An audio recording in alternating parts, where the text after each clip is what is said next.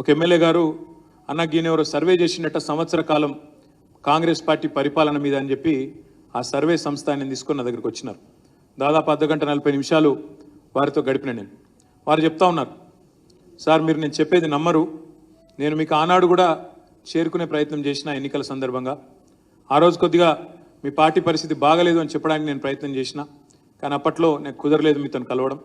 కానీ ఈరోజు నేను సంవత్సరం తర్వాత మీ దగ్గరికి ఈ ప్రభుత్వం యొక్క పనితీరు తీసుకొని వచ్చినా అని చెప్పి వారు విశ్లేషణాత్మకంగా చెప్తా ఉండే.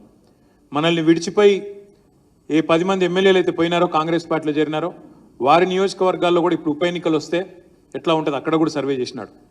68,000 శాంపిల్తోనే ఆయన సర్వే చేసిన దగ్గర తీసుకొని వచ్చి చూపెడతా ఉండే.